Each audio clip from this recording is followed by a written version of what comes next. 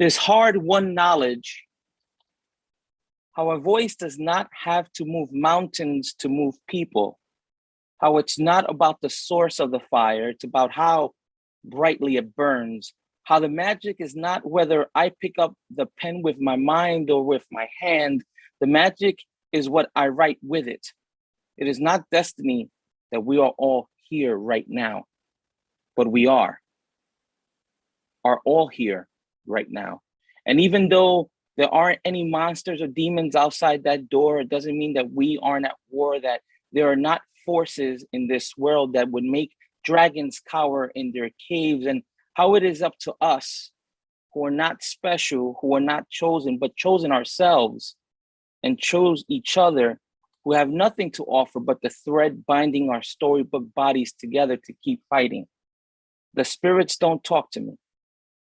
I talk to them, though I tell them thank you for your silence, for forcing me to pick up that pen myself. Thank you for never appearing in the mirror so that I may see myself, the buried treasure in all this rubble, us, the magic still burning when all faith has fled. Mi gente, muy buenas noches. It is my pleasure and honor to say thank you for being with us this evening at La Esquina Open Mic's 2nd year anniversary. I am, full of emotions. I am so happy that we have continued to create this space for Latinx poets to come and share with us, and to continue doing the work. We have an amazing feature. She is Peggy Robles-Alvarado. I am psyched. I am honored that she is spending some time with us. Thank you to all the beautiful poets who have been with us for the last 2 years, to all the amazing features that have also shared space with us. So what we're gonna do is we're gonna get into it really quick. When we get to the feature, after the feature has been done, we're gonna take a 2 or 3 minute break and then come back for the second half. So with that, I will invite Rich Villal to the mic.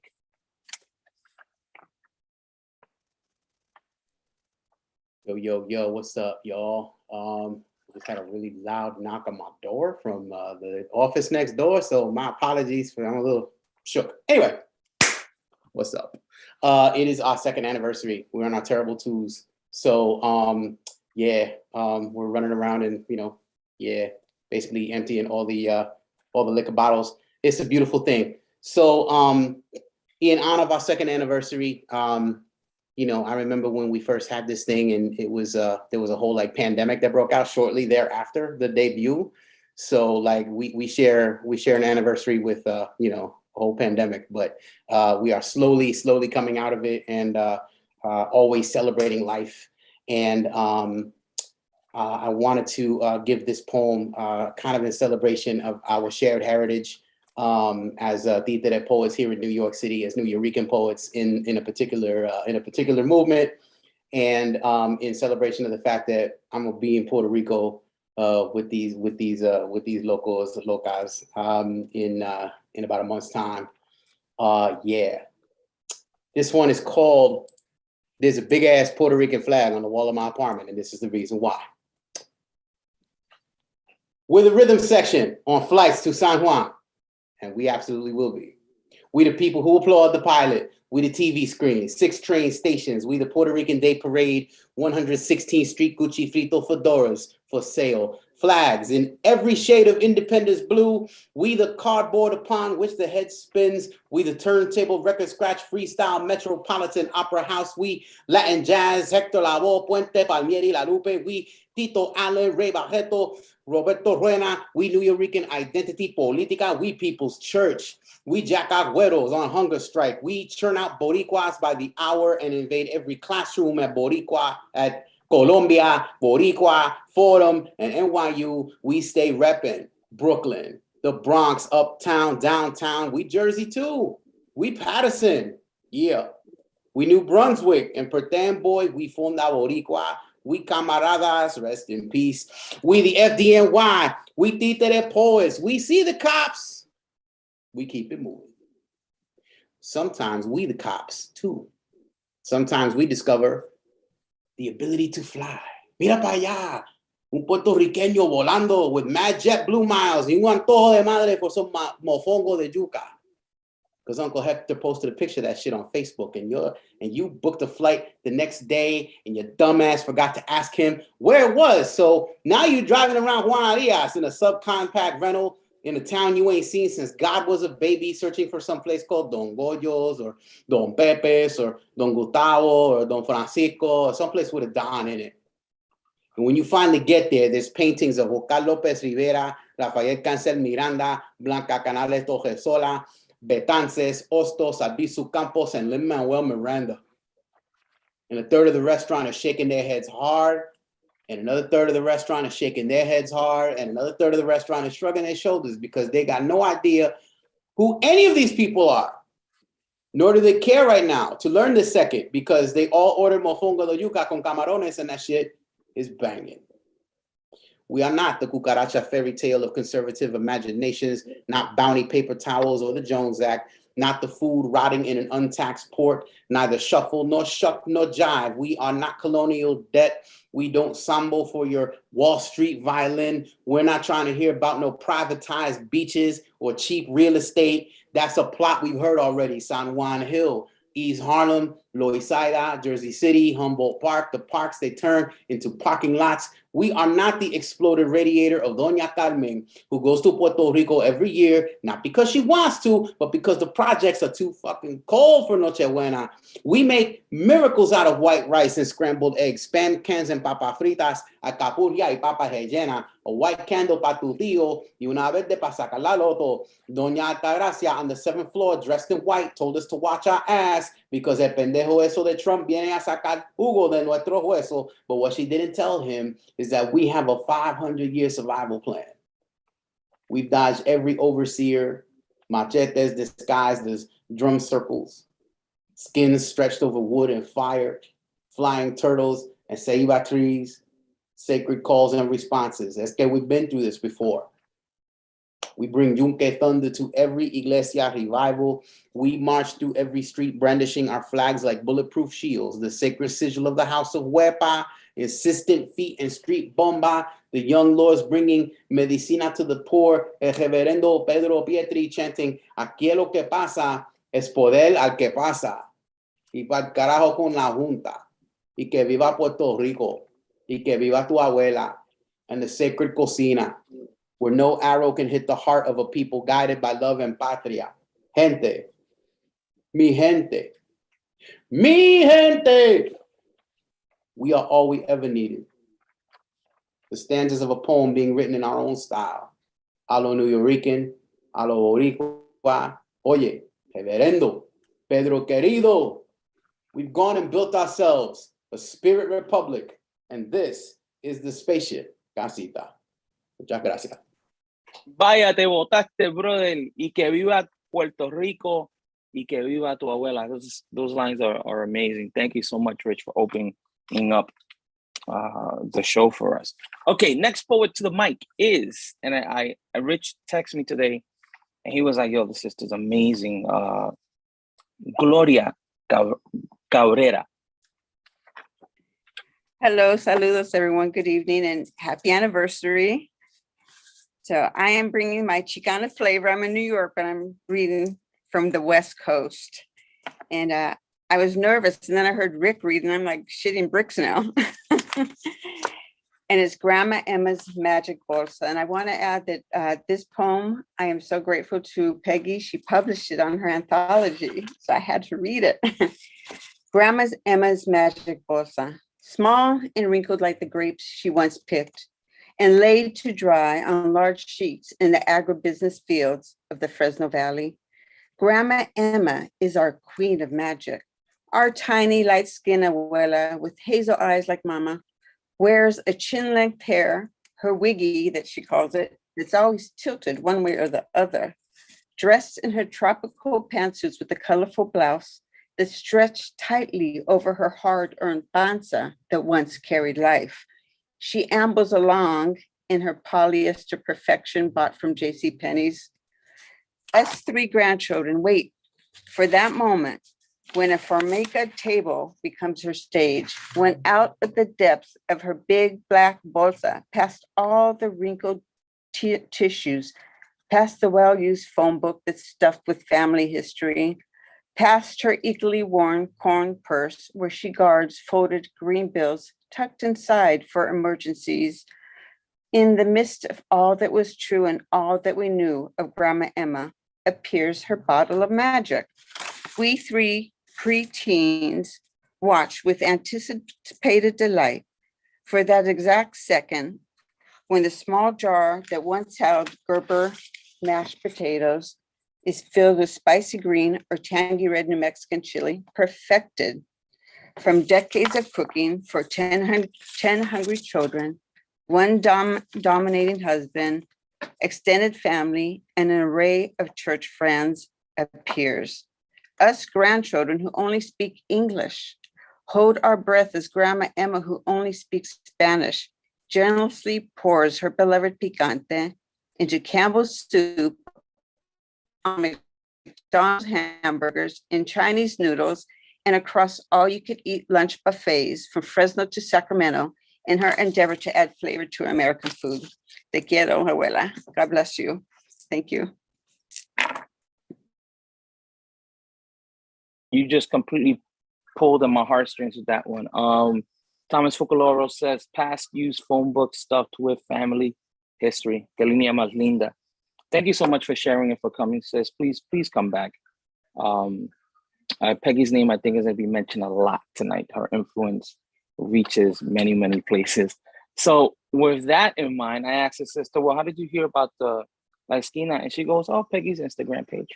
So next forward to the mic, Marciel Alfonso. Hello, everyone. Happy 2-year anniversary. I'm honored to be here and to share this space with everyone and to listen to some poetry. It's a good way to end my Friday night, right? My name is Maciel Alfonso. I am a spoken word poet, recently published author. This piece I wrote recently in a Dominican writers workshop. It's called Querido Padre. En mis pensamientos siempre llevo la imagen de una familia perfecta.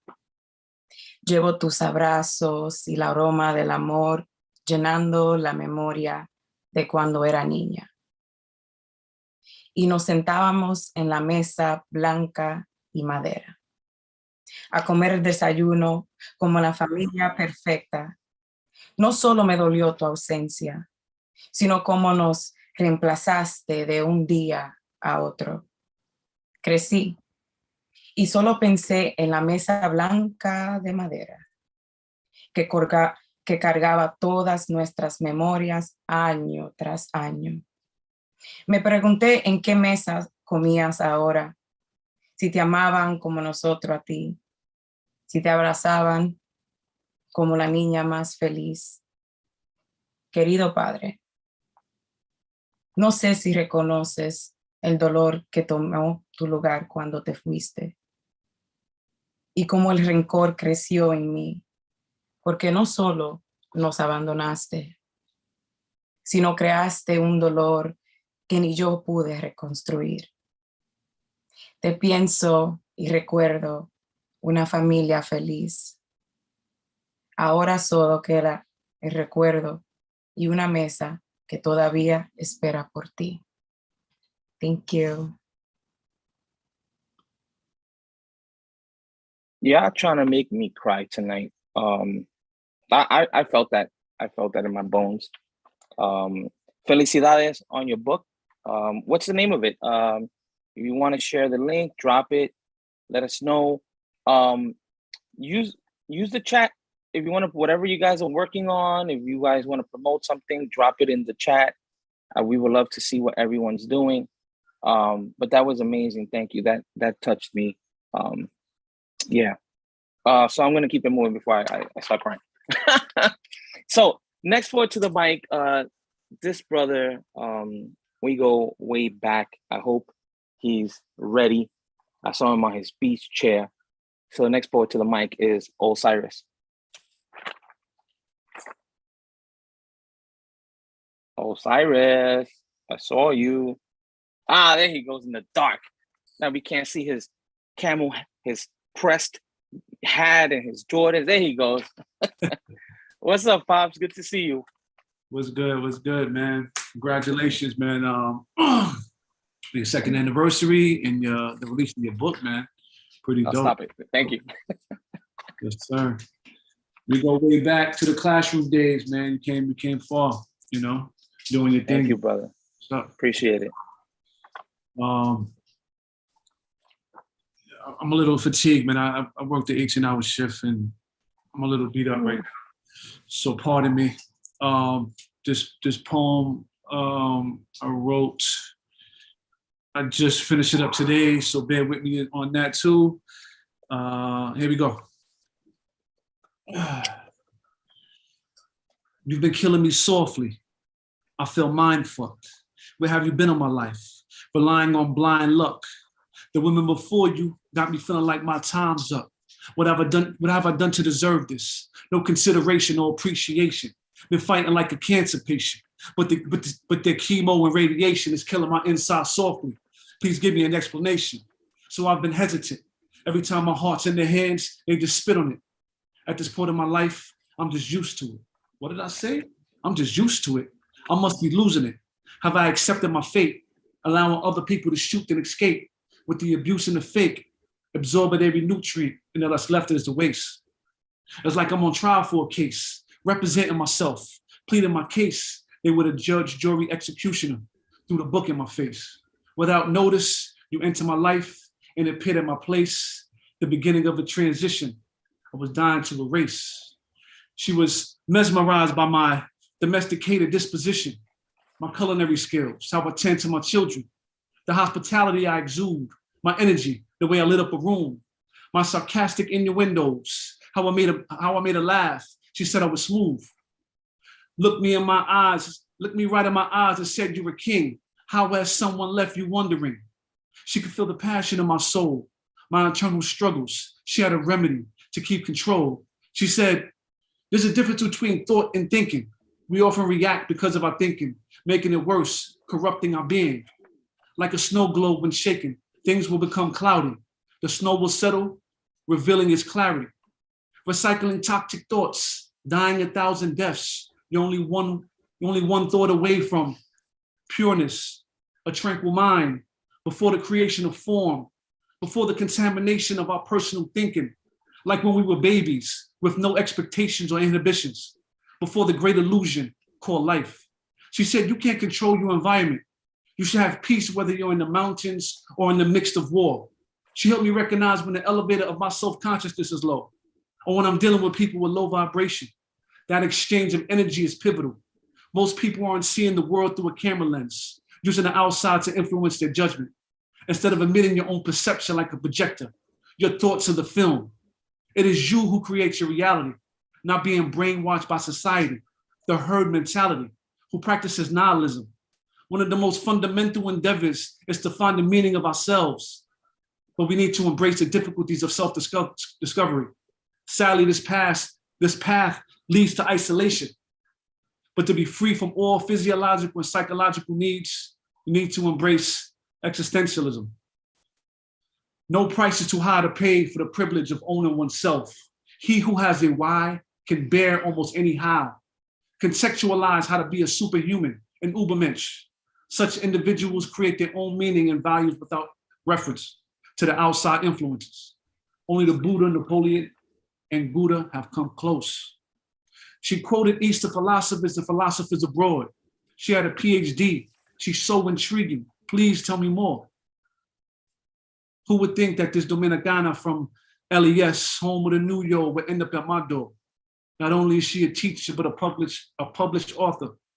Depiction of her life in the campo, sanctuary and paradise, with family secrets behind closed doors, had me in suspense, got me wanting more. How many qualities can you squeeze into this Wonder Woman? I'm sure there's no limit. Why am I the lucky one to inherit this beacon of hope, to learn, to grow, to share?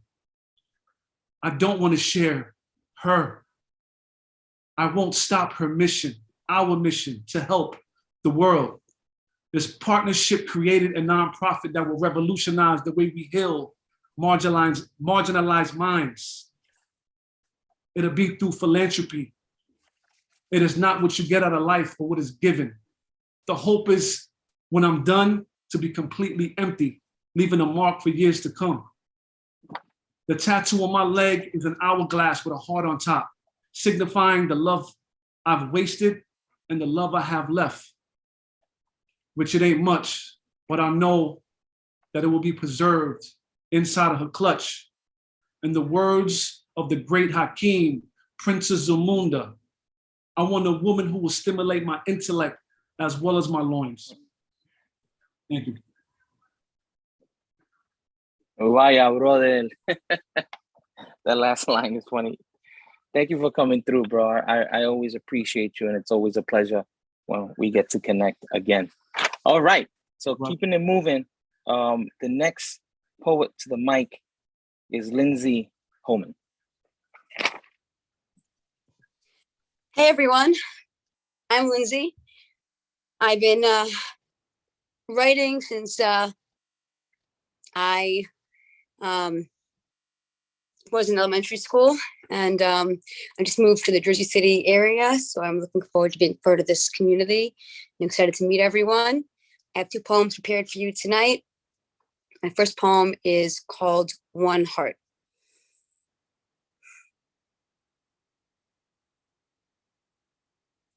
Standing on the rug, holding chamomile tea in one hand and her hand in the other. The rain drums on the roof, the beat soothing and steady. We lay on the couch, watching the silver raindrops falling on the leaves on the trees out the wide window. She did not hold me under her heart in my formative months, nourished and loved already. I didn't grow there, but within the well of her arms I grew.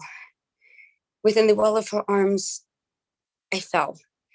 I fell into a different world, a world of Hungarian desserts, a world of warm nicknames and lighthearted laughter. I was a timid mouse who knew my place, who knew too well of traps that were set. She raised me into a pit bull, fierce and powerful, cuddly and cozy. She taught me about love without conditions, without restrictions, without judgment. We lay on the couch, humming Broadway show tunes, making our songs keep rhythm with the rain. The rain was loud, but we were louder.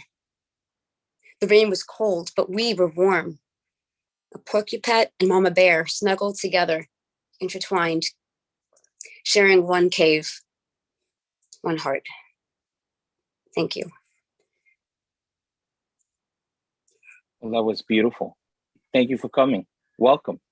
Thank you very come much. back. Wait. I do have time for more, please. So what I would like to do is just make sure that our feature gets her time. We will have a second part. We're gonna take a little break after Peggy, and then we're gonna come back.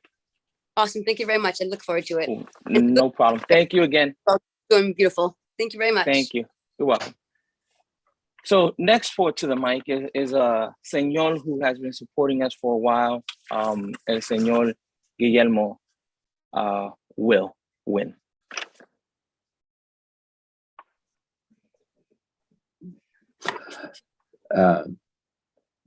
Congratulations on the 2nd anniversary and on being that excitingly young, right? 2 years, what a great age. It's La Esquina means so much to me, really, and I wrote a poem that is not exactly about La Esquina, but it could be. Okay, this is called in the slamorama of life. Out of the oceans of sorrows, I used to reel in the most acute and bring them to the slams. Emergency rooms for discontent and sadness, where we all gather to render first aid to our distress. Up on the stage, full volume blast, no nuanced decibels. We clamor for relief, for hope, for understanding, which we got. We paraded our wounded selves, clothed in the best words we could muster, and did our best, no matter what the score. Mid-COVID, I wish the now deserted venues. I miss the now deserted venues. I often limp from day to day and wish the loud slams were back. From when my troubles piled up, I found relief in words, in voicing troubles in carefully constructed songs. Now I handle my mistakes with poise. Understanding I found an imperfect but sincere voice.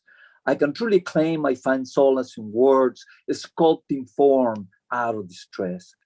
No matter what, I understand I've learned from the best, like Thomas Fucaloro. Slamorama, teacher, friend, and companion. Come back. Thank you. Oh, I was waiting for more. Guillermo, muchas gracias. You know, it's interesting because, you know,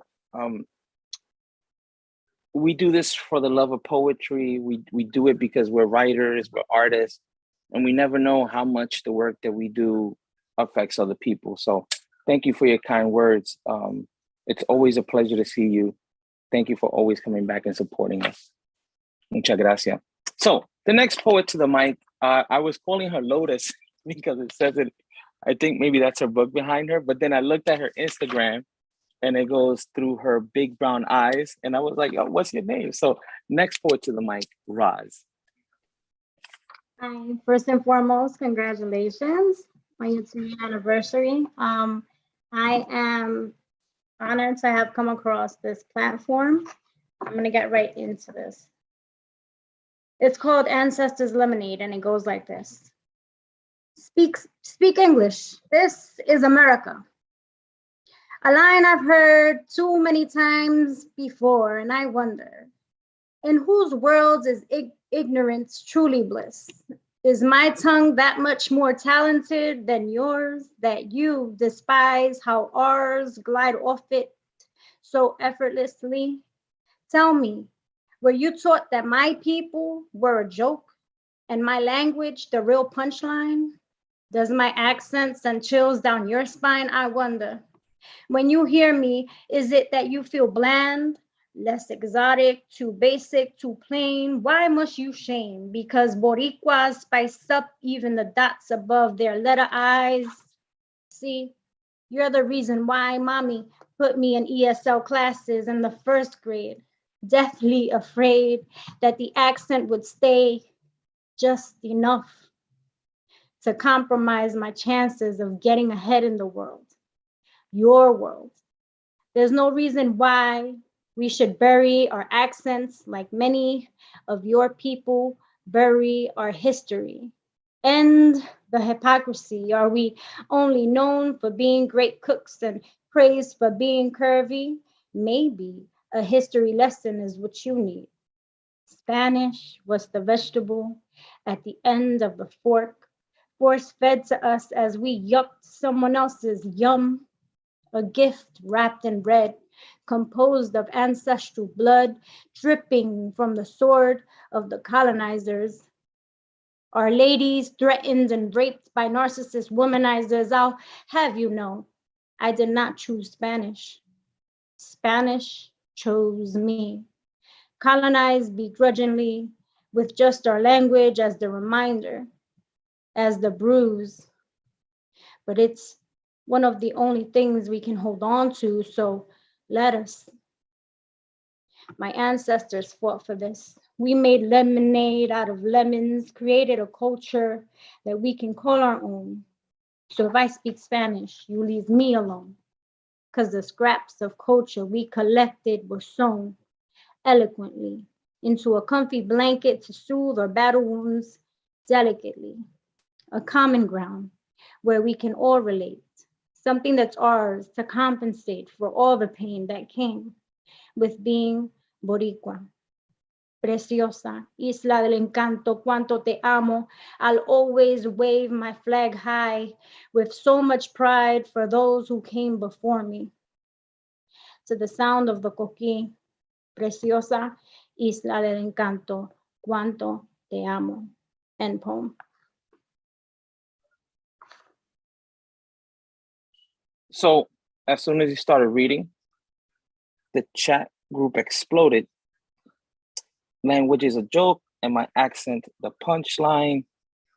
Definitely a fair that the accent would stay. I felt that line. Somebody said so. That was amazing. Thank you for finding us. Thank you for blessing us with your beautiful words. Thank you for being Boricua. Que viva Puerto Rico libre.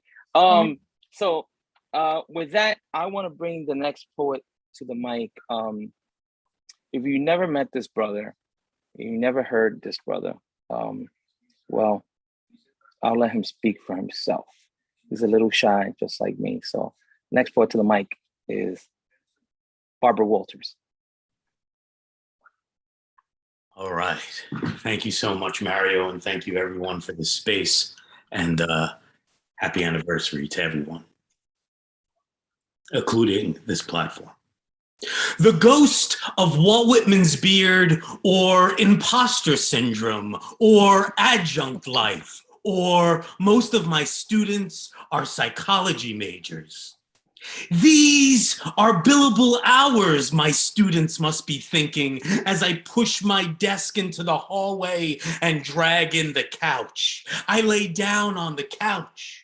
I begin to tell my students my issues started when I was a child. The stuffed elephant in the room, I held my trauma tightly. As they take notes, I let them know all of me will be on the next quiz as I pass time off to the next mommy issue in my purse. I always keep mommy issues by my side, and I never quite understand why I try and diagnose everything that I do, and it drives me whiskey. And then I've got this mask on, and this other mask, and many other masks that I'm told is normal because I am a child who is still in recovery. I always picture my students diagnosing me through someone else's poetry that I try and teach. Oh, poetry is a psychology unto itself. I then tell them about line breaks, how you must break a line with your teeth to truly open it.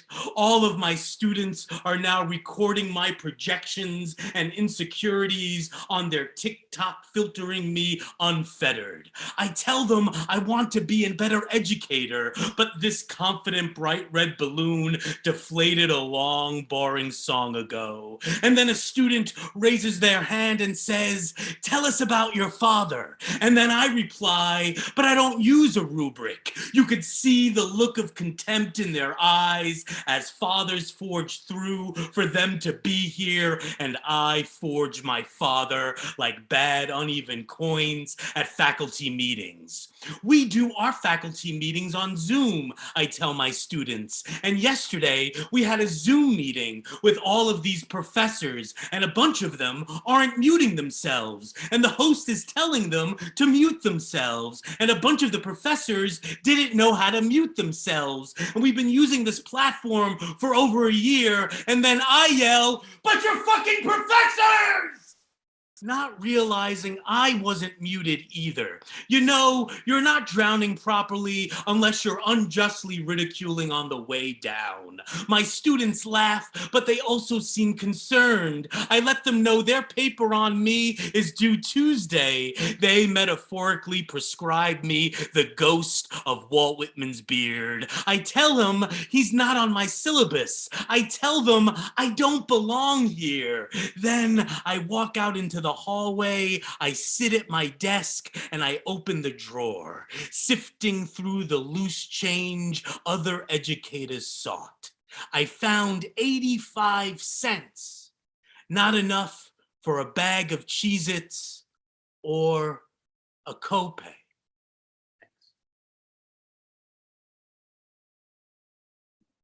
Thomas, I love you, bro. That's all. I'm gonna leave it there.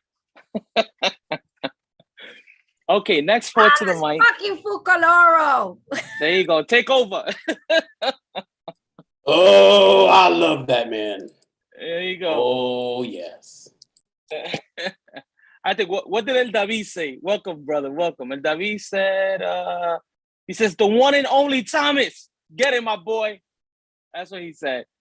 All right. So the next poet to the mic is Tamara Saliba. Happy anniversary, guys.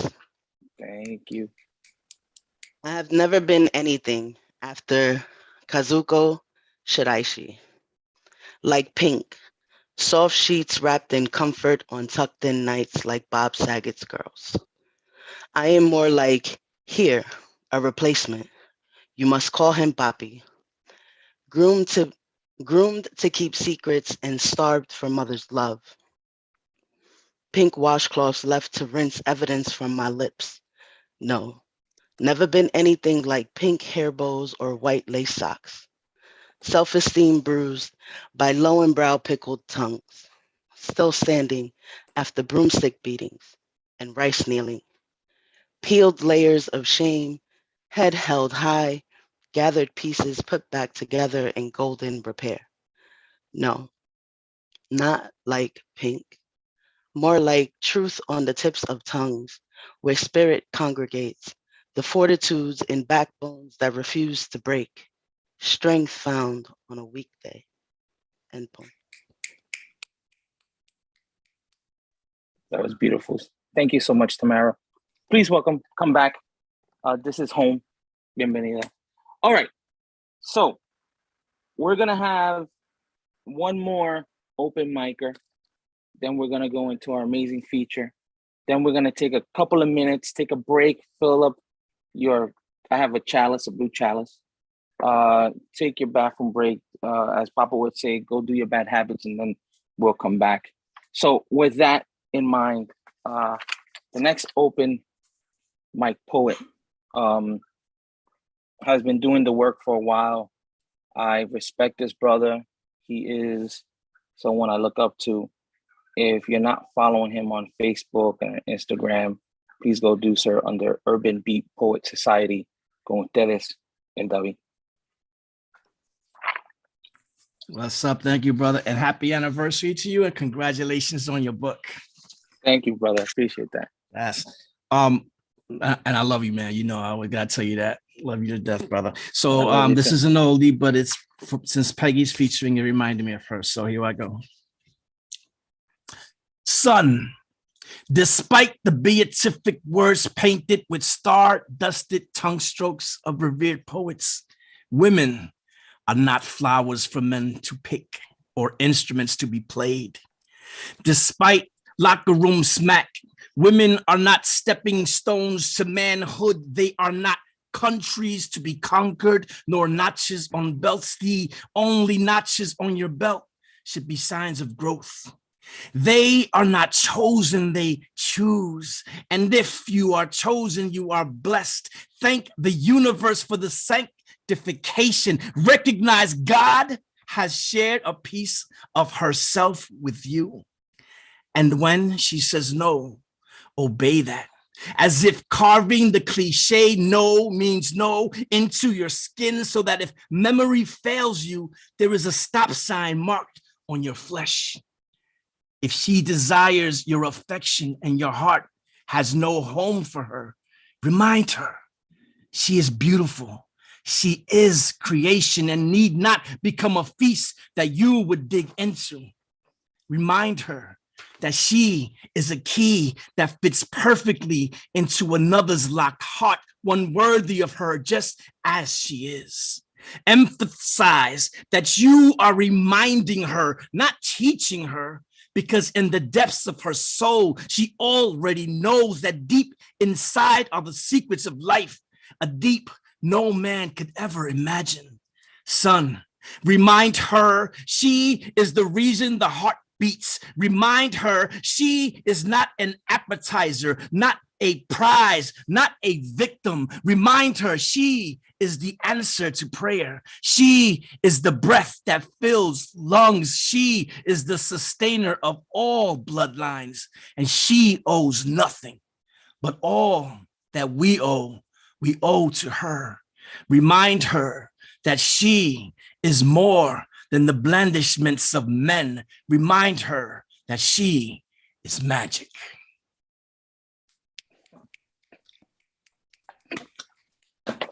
Thank you, brother. You got it, my man.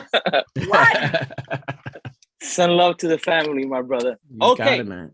So, con eso, Peggy Robles-Alvarado is a Dominican and Puerto Rican Jerome Hill Foundation Fellow in Literature, a two-time Pushcart Prize nominee, and a 2020 Atticus Review Poetry Contest winner. She is also a Brio Award winner with fellowships from Canto Mundo, Desert Nights, Rising Stars, the Frost Place, NALAC Leadership Institution, Comunitas, America, and VONA. With advanced degrees in education and MFA in performance studies, this former teen mother and initiated priestess in Lucumí y Palo celebrates womanhood and honors cultural rituals.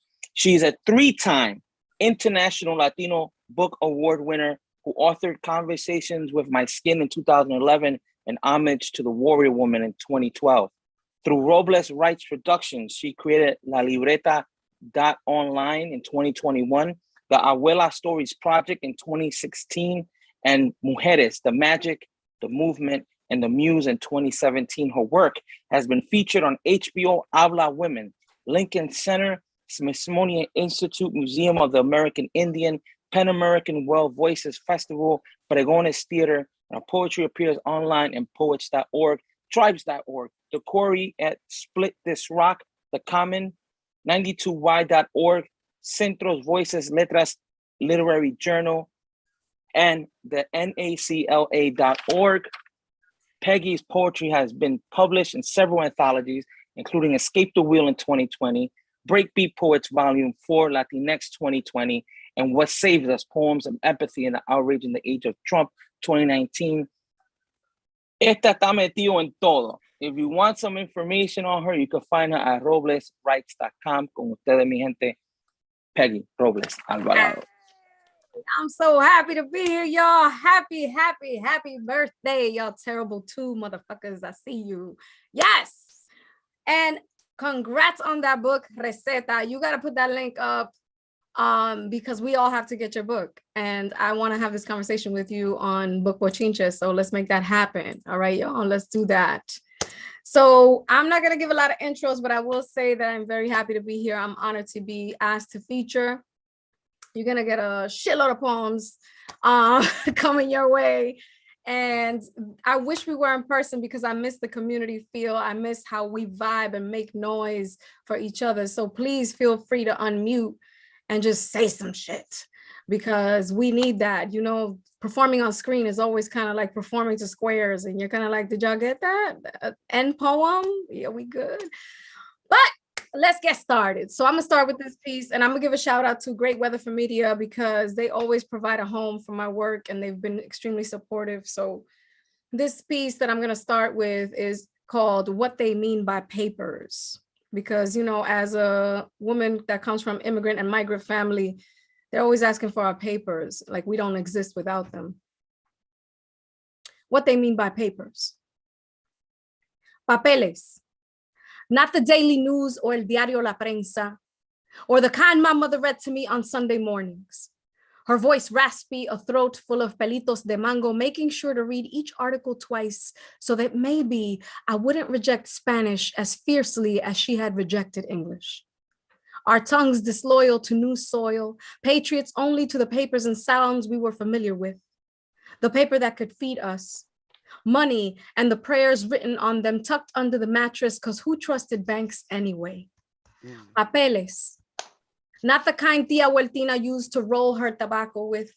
The smell of her neatly constructed cigars conjuring Taino spirits she exhaled out the fire escape window as she tried to memorize the national anthem. Studying for her citizenship exam in a language that didn't sound as soothing as the rain hitting her zinc rooftop back in Santiago.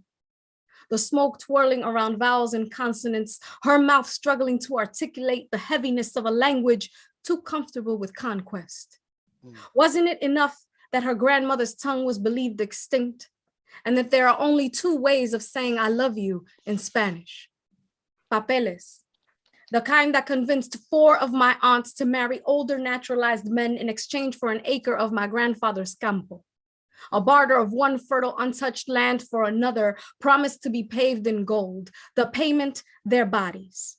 All of their milk and honey, all of their amba and caña dulce, sacrificed to the lust of viejo verdes, old bastards who soured early on too much tabaco y ron and wanted to plant their moldy seeds in supple girls who had never seen snow. How important was consent when there were so many mouths to feed?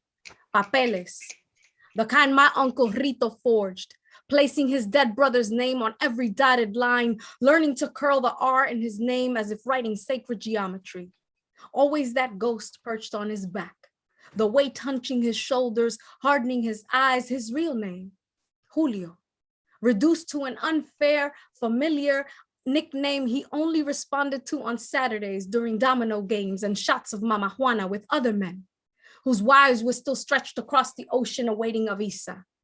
The illusion of living his best life, written in a few letters he sent back home with $75 to help feed his 2 kids.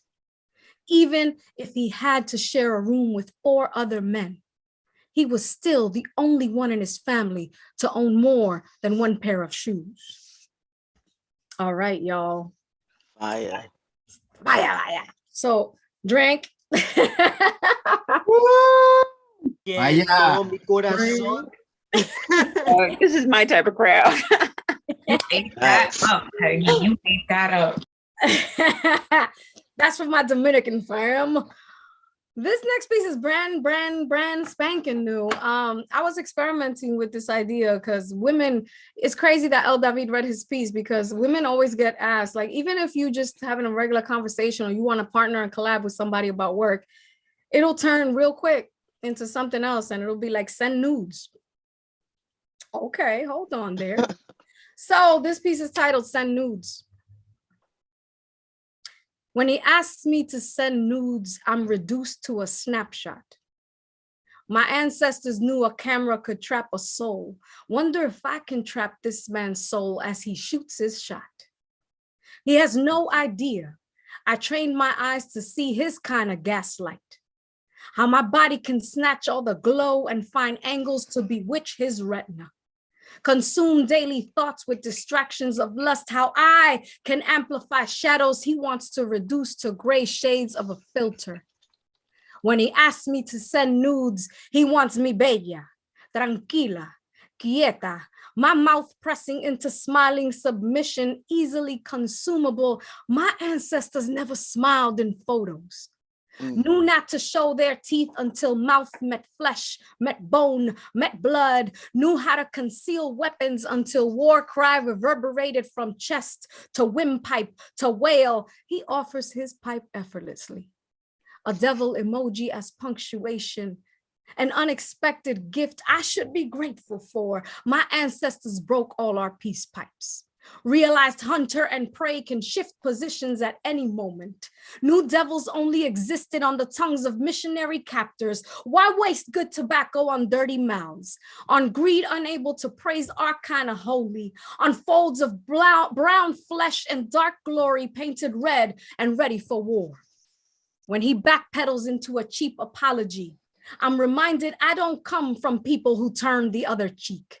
With grins reflecting over river water, we drowned our enemies, refusing rhetoric that got us caught, tamed, and lulled into a deep sleep. Have never forgotten those who detached us from our gods, pulling us from mainland wealth to poverty, branding us marginalized body, renaming us colony. When he asks me to send nudes, I decline to have my privates posted on his public walls. And after he tries to shame me as punishment for my rejection of his mediocre, his unremarkable, his all too common lack of perception, I too will be vilified, like every woman who raised the bald fist in resistance, who makes no a complete sentence. Every woman in my bloodline who refuses to bow, bend, and break for likes. Drink. Fucking yes, bro. Yes. Don't ask me for Let's nudes. go. Don't ask me for Damn. nudes. And if you're gonna send dick pics, please know I have a whole collection, a whole folder we make fun of. Thank you. We might publish a book. That's right, I will. I swear to God, I will. The new anthology. So this piece is called Caballo de Caña Brava, and it is for Johnny Ventura because I'm half Dominican and Johnny Ventura was an icon. Oh my God, mira que lindo. Look who showed up. I see you, boo. Hi, Paul. Hi, Matthew. Yeah, this is for Johnny Ventura. If you know Dominicans, you know Johnny Ventura. Johnny Ventura was El Caballo. You know, he was a Dominican icon and a Black man to the fullest, right? He even ran for government in the Dominican Republic. So, Caballo de Caña Brava. A Black man sings Caña Dulce, Caña Brava, Guido scratching on beats with metal comb, keeping the tempo hot, waving a Dominican flag. His voice pulling us to dance floors. Bodies coupled hand to hip, swaying side to side, merengue and sweat dripping down forehead, forearm, for our entertainment. Johnny Ventura, El Caballo, declares himself el único negro que bota miel por los poros, nicknamed Dulce, moreno lindo, hombre duro como caña, a tongue-in-cheek full of honey all the women want to taste but won't admit to.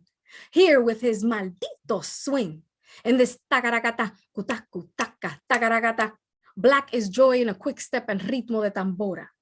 He knows honey like his is a weapon, can heal or harm, bruise or bloodlet, memories of sugarcane plantations as severed limbs, the smell of a sweet burn, soured by years of whips, made to hunger for the backs of Black men who look just like him, who look just like him, who look just like too much sugar can claim the body phantom. Label it extraction.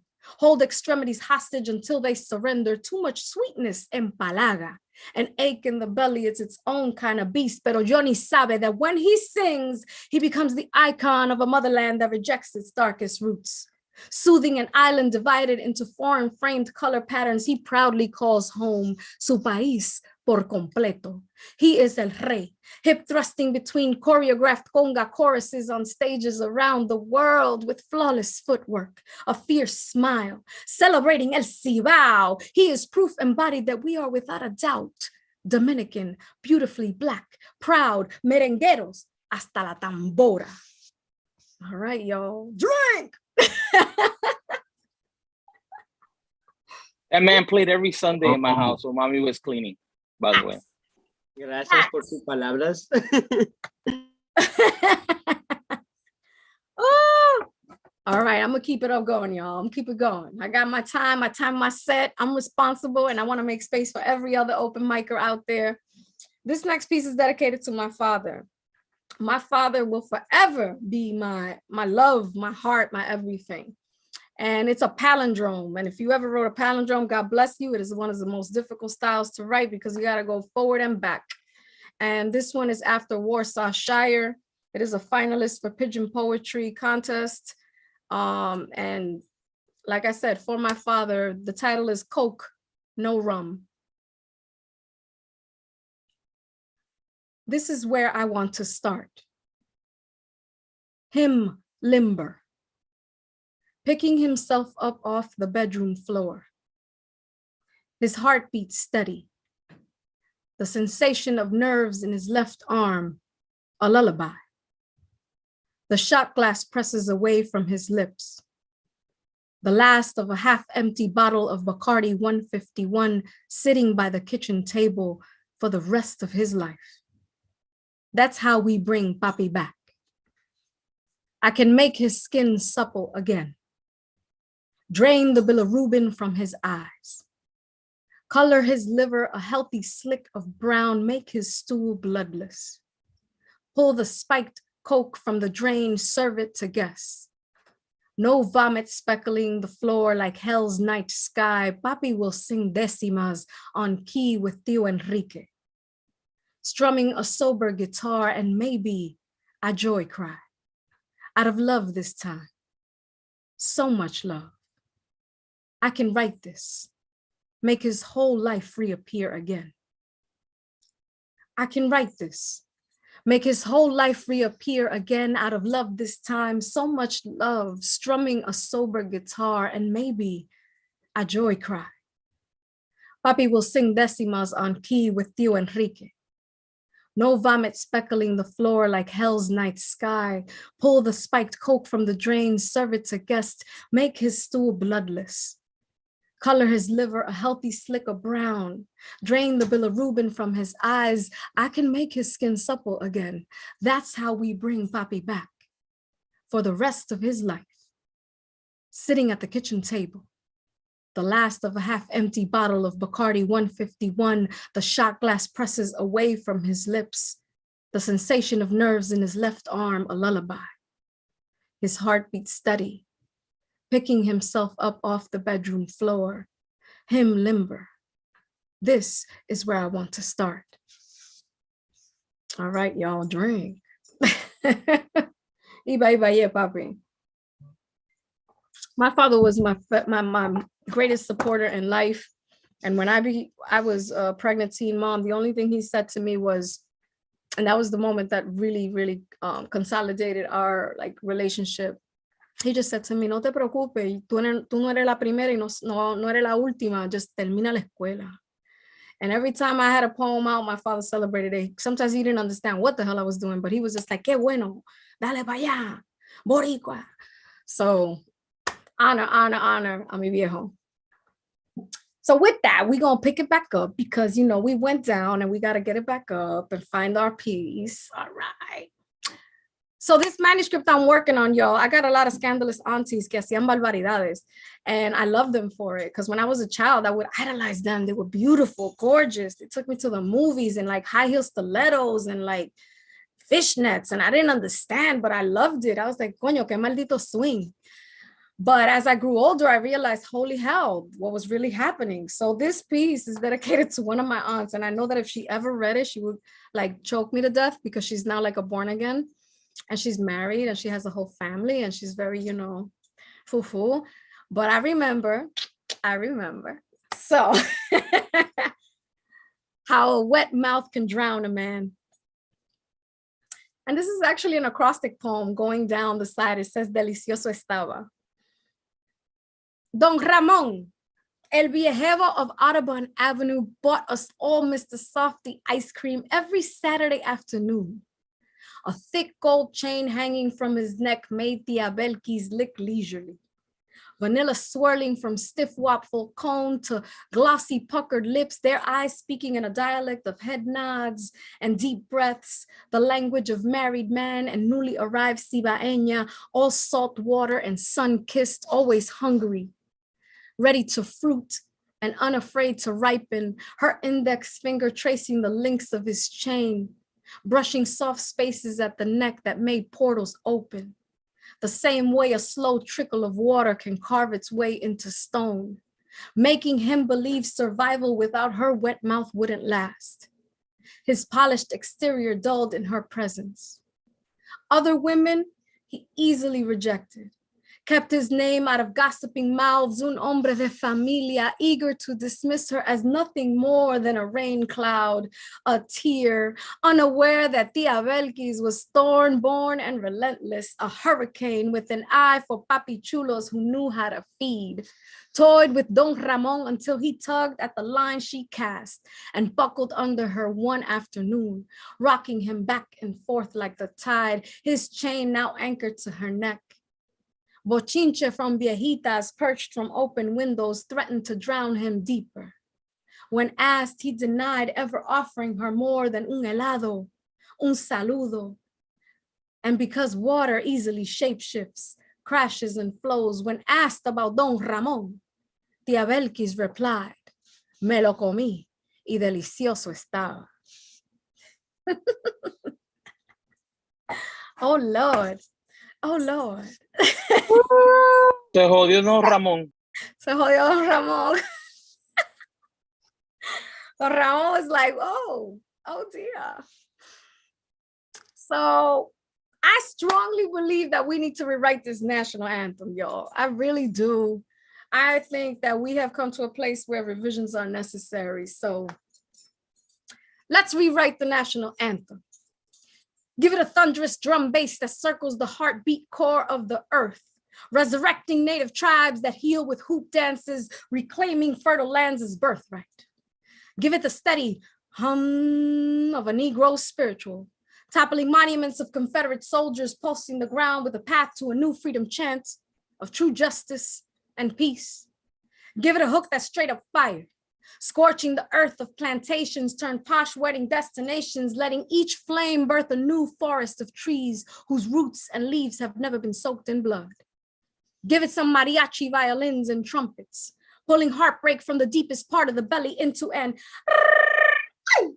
that can breach border walls, reuniting children with their parents seeking asylum. Give it some Congo Square bambula root rhythm, some Lower East Side bomba con barriles, with men pivoting to wide-hipped women in white skirts who know Puerto Ricans are citizens too.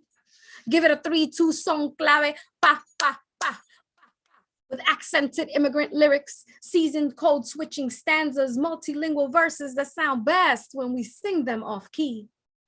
Give it a sweet fried plantain remix, a barrio basement hooky party grind, a deep tribal house that buckles knees and pulls star-spangled flags hanging from belt loops to wave overhead like carnaval. Give it the true soul of America, built with black and brown hands that can really sing. Esto aquí be the land of the free. This be the home of our brave. All right, all right. I got 2 more for y'all. And before I finish my set, I will say this. I run La Libreta.online. So if you are a woman writer of color or identify as a woman writer of color, please send us your poems by April 1st. Thank you, Tamara, for putting that in the chat. We publish brand new writers. We publish seasoned writers. We've published poet laureates. So if you want a space to publish your work, please do so. Also, the Abuela Stories project. I take everybody's abuela story, the good, the bad, the ugly, the in-between, the unknown, send it all. So go to abuelastories.com and send your abuela story. And we got some great ones. We have about 29, I believe, in this last set. We publish them twice a year, so send it along, send it along. So I'm gonna, like I said, I got 2 more pieces and then I wanna hear the rest of the open mic because all of y'all are fire, fire, fire. So this piece was written in a workshop that I'm currently participating in as a facilitator, but also as a participant, because I create what I want to see in the world and what I need for myself as a writer and as a creative. And I've been working on Chasing the Moon. And it has been running. We had our 2nd session and it's going to run until July. July is the last session. And we write together, we plan together, we set goals together, and we make partnerships and communities. So if you're looking for a writing community, join us at Chasing the Moon. So this is a short piece, but okay, y'all, I'm gonna say this disclaimer. I do not, this is not me, but this is a voice that came.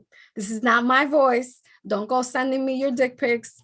Don't send me stuff that I don't need to see, but this is a voice that emerged and we kind of ran with it.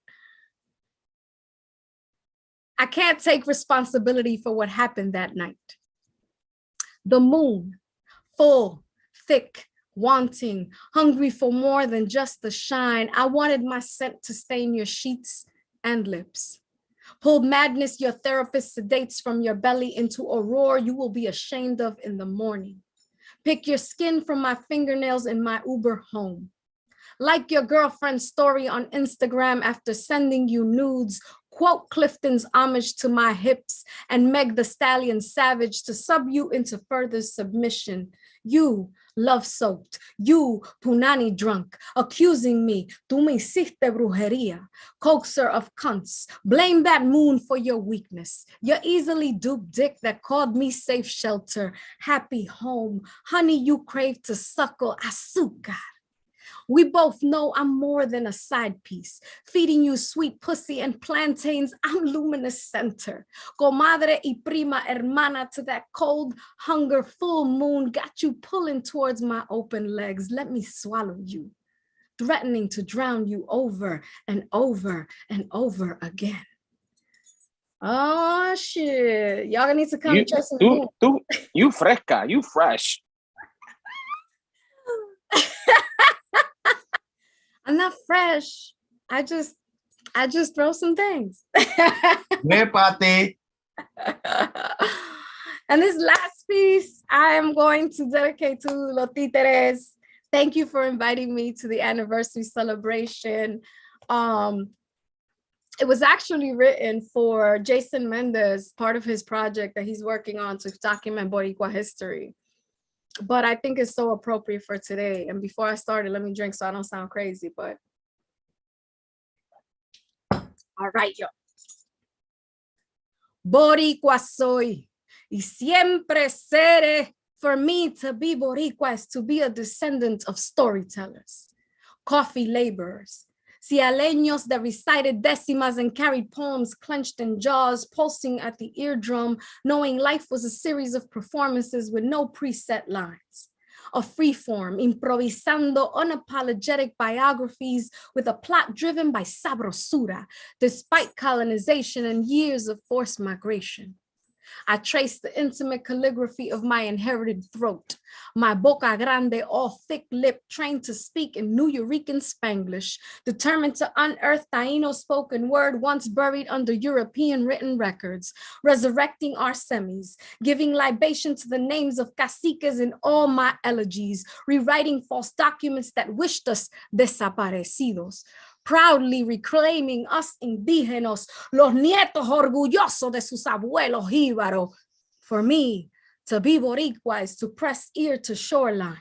Listen for the goddess that speaks in molasses and full moon nights. Yemaya, hey, olodo, yemaya. To pull at laughter that unfolds from banana leaves, ashes to tierra, café al monte, to pull blue from sky and sea, porque ser boricua no fue un golpe de suerte, somos fuerte, fuerte. Hacha y machete, I trace the petroglyphs of these hands, feel Papa's hands weaving into mine, extensions of our family tree, pressing firmly.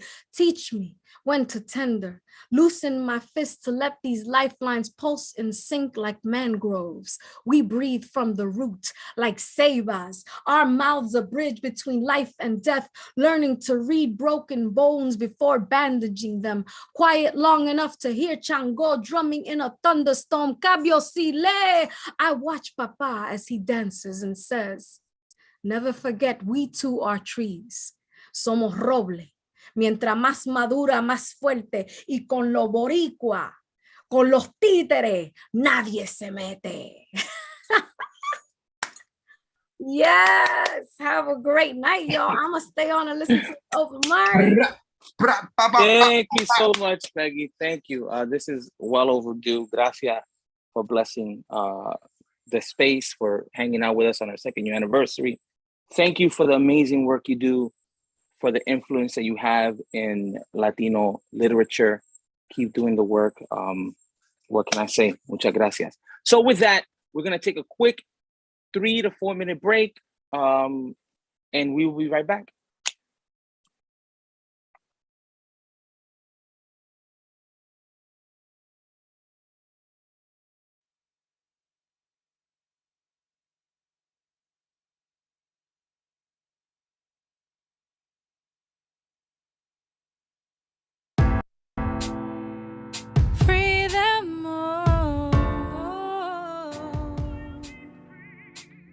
Without justice, we ain't got no.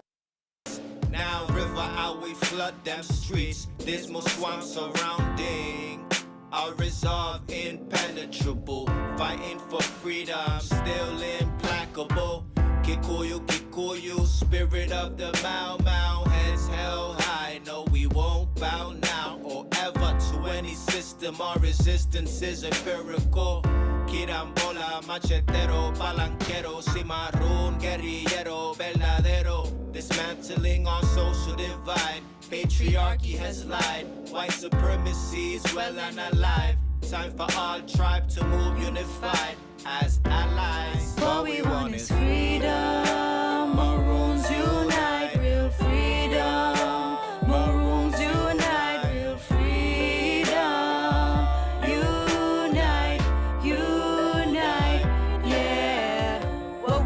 is freedom. Maroons unite, never back down from a fight. Pigs are the enemy, we say fuck 12 heavily. In Eric Gardner's memory, we celebrate legacy. Free them all, maroon melody. What do we want? Freedom. Free them all. What do we need? Freedom. Free us all. What do we want? Freedom. Free them all. What do we need? Freedom.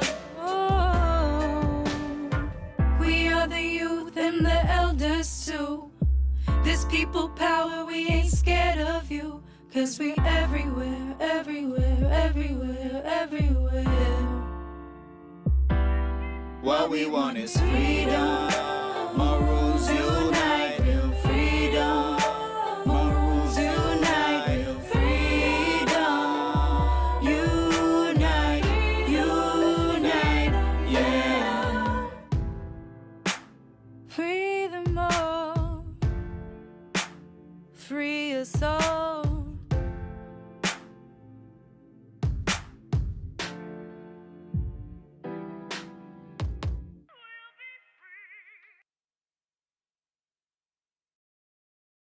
So we are back. Shout out to Hakeem, Rebel Poet, who is doing amazing work. The first song was his. Rev, drop your links. Let people know where they can find you. And of course, Renee is my spirit animal. So with that being said, I only thought it fitting that the next poet to the mic is Malafama. What up, what up? Thank you for having me. Happy 2-year anniversary. Shout out to all the beautiful poets in the room. I am going to read a piece that was published in What They Leave Behind, a Latinx anthology. Make sure you cop that off Amazon. Support. La carta. Tengo mi vida envuelta en un papel blanco. Te he hablado tantas veces que tuve que anotar todo que se me haya olvidado. Preguntas, cuentos, chistes, todos guardados en la palma de mi mano. Un regalo para ti. El último avión que viste fue para despedirte de papito. It was the last time you would see him. Damn. Aunque yo te veo como un niño de 3 añitos, sé que ahora eres un gran hombre. Tu vuelo llega como muchos antes de ti. Me recuerdo ser niña y ver mis tías, mis primos, amistades. Llegaron todos a los Estados Unidos. Pero faltas tú. Te busco, pero tu cara ya no lo conozco.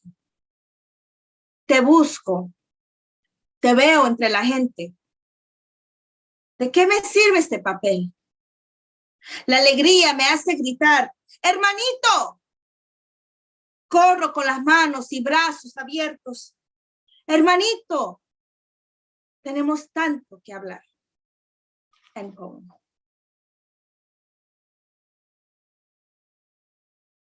Mala, I miss you. Saludos to you and your beautiful family. It's always a pleasure seeing your face. Me hace mucha falta. Okay, next poet to the mic is Rescue Poetics. Hola. Hola. Hola, everyone. It's a pleasure to be here with everyone. Felicidades. Happy anniversary. Thank you. And gracias for making space for the open mic and everyone here. Peggy was fuego. Creída en la ciudad es una experiencia diferente en el verano. Sidewalk barbecues fill each breath with charcoal and smoke. Neighbors bring what they have, the makeshift setup table. Grill, surrounded by well-intentioned, self-proclaimed grill masters, secretly waiting for a chance to flex those tongs. From the card table at the corner, the slam of Capicú announces the end of the latest round of dominos. Marble tiles defiant to glaring sun that bakes the blacktop, bouncing off brick to kiss rosy cheeks. of kids running in the streets. Limber y piraguas, the piña, mango, lime, red and blue, melt before they can cool parched lips. Salsa y merengue give the street soundtracks, blurring from windows in multiple directions, our weekend summer camp in stereo. Fire hydrants splashing about, stickball, laughter, double dutch, tag, hide and go seek until the streetlights flicker on. Universal call that brings the block to bath and bedtime. Dominoes clashing, shifting in the blocked circles along the tabletop, faded smoke and street smells. Backdrop of familia hanging out on stoops. One by one, the stoops empty out. Abuelitas y tías checking in. Charcoal dumped over the curb, embers grasping to be seen through a midsummer night's gleam. Thank you. You know, you hear these beautiful lines and this beautiful poetry, and I just want you to continue going on and on and on. Thank you so much por apoyarnos and for coming through and sharing your beautiful work. That was beautiful. Okay, I'm not sure if this brother's ready, but I told him he was on deck. Next poet to the mic is a brother who's always, La Esquina, he's always supporting us, Mr. Thomas Connor. Family. Hey, there he goes. There I am. Here I am. What's going on, y'all? Having some technical difficulties. My bad. Yeah, so I got something new that I was been working on, crafting a little bit. Caught me off guard. I didn't know I was next. I wasn't watching, so my bad. Give me a second here.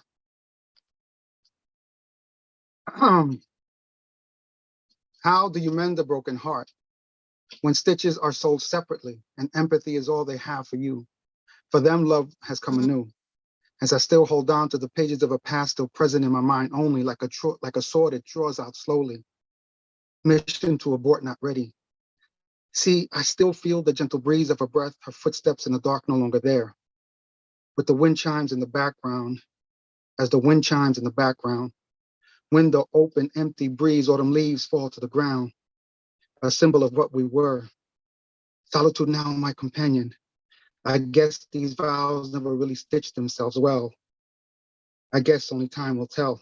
But damn, her smell of jasmine, I still smell. End poem.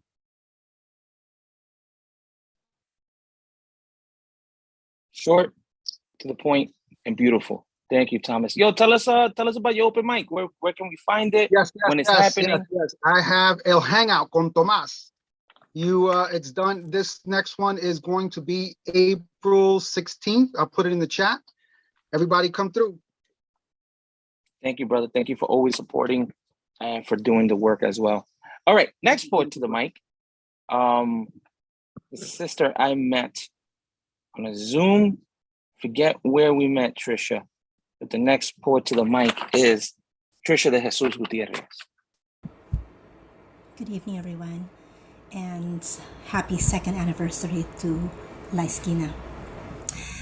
I am sharing something that has the inclusion of a racist children's poem, so be prepared. It's called Bagger at the Pickwick. Parking outside the Pickwick supermarket was an exercise in patience.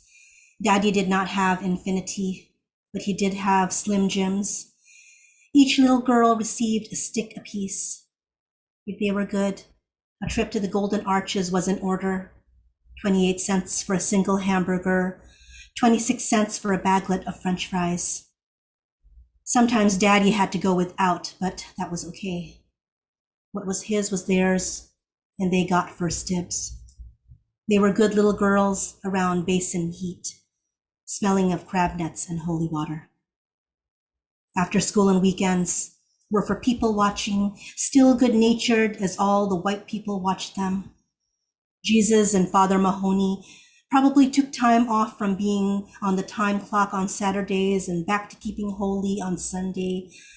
But them white folks were always on overtime. Chinese, Japanese, dirty knees, look at these, looking at daughters and fathers and mothers through the intentional slitting of eyes between fingers. Southeast Asian wasn't even a thing. It wasn't Vietnamese war upheaval. It wasn't Cambodian refugees. It was not at all little Filipino American girls, Navy brats, nomadic by design. Mama was a bagger at the Pickwick. Youngest daughter wanted to be just like Mama, a subject that caused too much sorrow. There are bigger, better things out there for you, child. Mama was a bagger at the Pickwick.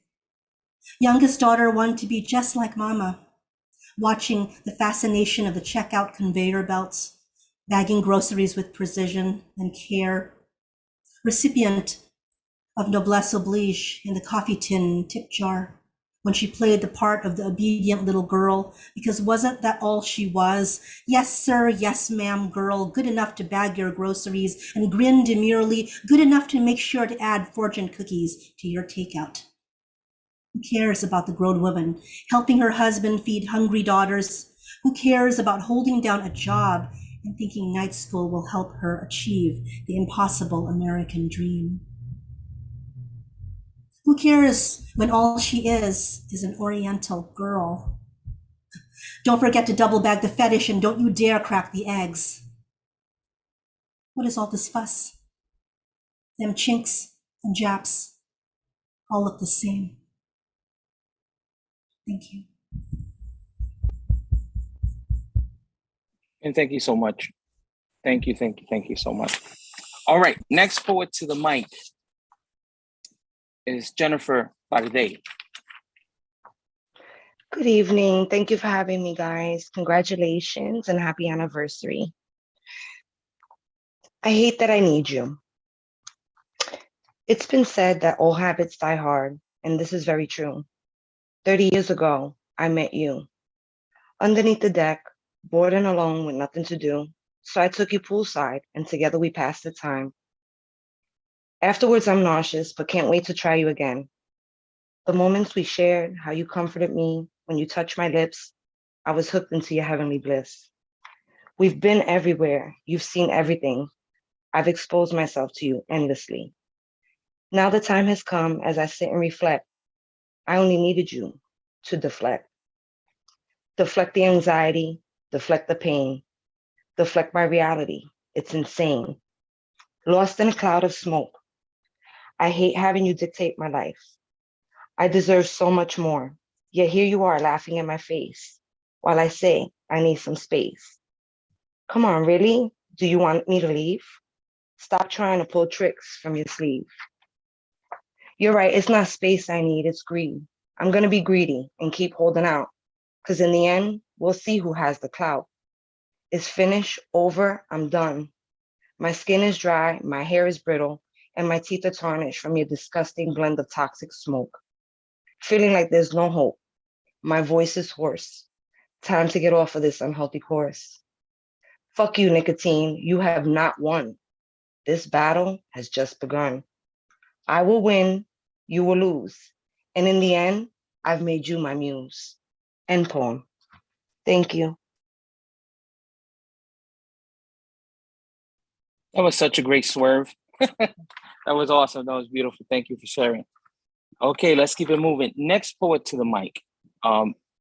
Please excuse if I can't pronounce your last name correctly. I have an issue with pronouncing names. So next poet to the mic is Matthew Marroquin. Marroquin. That's enough. It's fine. QU makes the K sound. I just gotta get into it, right? Yeah. I wrote this in a workshop yesterday, so still working on it, but I'm gonna just start reading. Yeah. So no title yet because I just wrote it. Oh my gosh. When did my mother's life start, mattering? Was it when she was 7 and my grandmother, mi abuela, left to forge ahead in the land of the free, being sent back to the unknown of Mexico 3, 4, 5 times before successfully making it?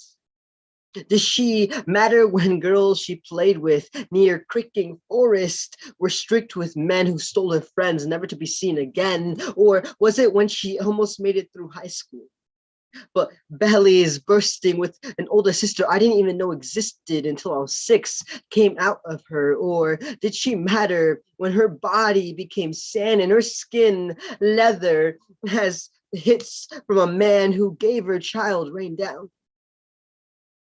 Does she matter when her papers soaked up green ink and she could finally see my abuela again at age 20?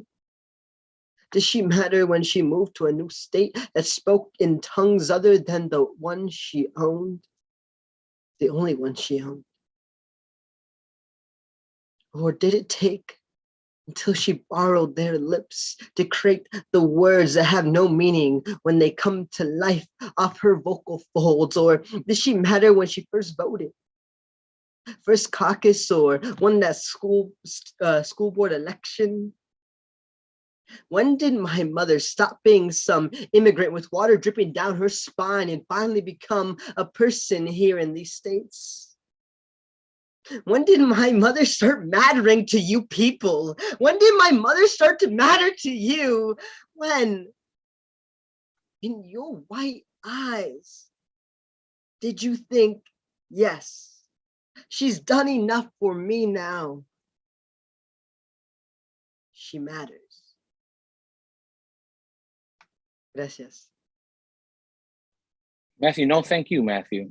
That was amazing. I would love to hear the finished version of that. Thank you for being vulnerable. I think it's beautiful when men are vulnerable. So next poet to the mic, I miss her in New York. Next poet to the mic is Violeta Orozco. Miss you too, brother. Well, happy anniversary. Congrats too on your book release. Felicidades. I'm also gonna read a recent poem called Reflections at the Sewage's Edge. And it was also written in that workshop where Matthew was.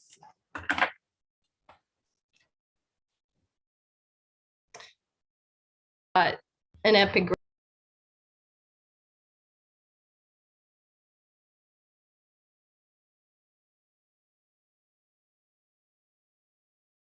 We can't hear you, Violeta. You're muted, Violeta. Damn, I said like a whole speech. You guys didn't hear it? No. We felt it. Okay. I was congratulating Mario on his book and Titeres for the anniversary. So I'm gonna read also a very recent poem produced in the same workshop Matthew was at. It's called Reflection at the Sewage's Edge. What can you create with a loneliness as great as the dead eyes of a fish in an open air market? I stare off into space as if I had never walked upon a bridge spanning 2 continents, the wind in my face drowning the longing I hold like a terrifying cradle I set on fire in the Cuyahoga River. I can see the bloated rats floating like large dogs upon the grayish water. Aguas negras. The sewage drain I knew was called Christ's glass, el vaso de Cristo. As I cycled through the trucks of Santa Muerte under an industrial bridge, I never knew whose altar I was stepping over in the industrial waterways. And how many times she had talked to the black water for lack of a living creek. She watched the garbage truck lumber toward her. The garbage worker stares as if they knew if they buried her there, no one would ever know. She remembered the morning ritual in her old country, the clinking of the aluminum bell, la basura! The neighbors would jump out from their beds, pajamas unsheathed like cloth swords, husband yelling to sleeping wife, saca la basura! The whole block would gather like neighbors practicing a fire drill, the garbage cans lined full to the brim with watermelon rinds and sundry kitchen waste. She liked watching them empty the neighbor's secret produce every day, expecting to discover the underbelly of the neighborhood. And how many times she volunteered to take out the garbage at her father's house to see the weak sunrise glow over the darkest waters.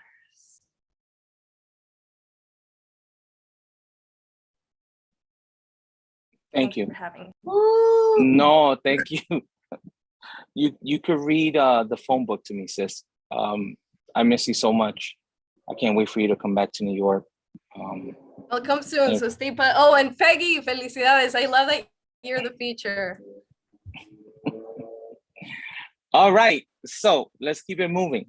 The next poet to the mic, this brother has never been to La Esquina. It's a new name.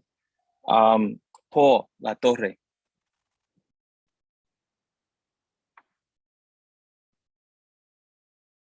Hello, Paul. No? Okay. We'll keep it moving. So with that in mind, we're gonna move to the Títere Poet portion of La Esquina open mic. Next poet to the mic. I didn't tell her that she was on deck because I'm doing it as the next poet comes up. Without her, this is not possible. I adore her. She's one of the loves of my life. With you guys, Isa Guzman. Isa! I was literally here for a second and I totally didn't realize you were talking about me. Okay. Okay, I'm gonna read this poem to you first. But you know what? First, I want to say, what's up? You don't know you're not aware that you're one of the loves of my life? It's not just bird. It's you too. However, I'm drunk, jealous. so let's give it that, okay? Don't be jealous. You're one of the loves of my life too. Soy celosa. I've written chancleta poems because of you, Peggy. You're two-timing bastard. That's all I'm saying. That's all I'm saying. Oh my God, I love the cuddly bears too, Rich. Like I love you too. I'm not cuddly. You are. You are. Stop it. I'm vulnerable is what I am, but I'm also cuddly. Oh, plátanos en pie for you, huh? So long as we understand que Mario, tú eres mío, we're all good. Okay. It's very visual. It's in the name. Okay. Okay, let me try to recite this now. But first, I do want to say thank you all for coming here. 2 years. It's been amazing. It's been amazing to connect to all of you, especially those very far away from us, far away from New York. I am so happy that this Zoom platform gives us the ability to do that, to connect even to other countries. And that's amazing to me. And I wanted to write a poem for this night. And so I did this morning. The poem is called We Gather at the Promise Stage. When anyone says, I wish this could be in person, I think about how this Esquina was made from a dream of showing up late, of missing the right subway stop, of staying too long, of frantic phone calls, of running past street corner after street corner, where the dealers chant psalms y recetas fly from every window. Of that moment of relief to see everyone still waiting for you with that walking stick in your hand, ready to chase away any demon or hurricane. And you grab the mic singing, Mi gente, primeramente, buenas noches. And then I think about plague. The dream stepping closer to the edge of consciousness, of trains packed with masks and coffins and missiles trembling underneath the skin of the sun, through the heavy nights of morning candles and new moons that cease changing phases, of dishonorary titles such as essential worker to the demonic machinery of skyscrapers and impossible rent and lifelong debt. And Moloch, Moloch, Moloch of the desolate fields where skeletal bulls trample dreams into nightmares of stop, wake up. And then I think about how we persevered, how the corners never stopped raging, and why should we? How we held each other in words even thousands of miles away, how we built community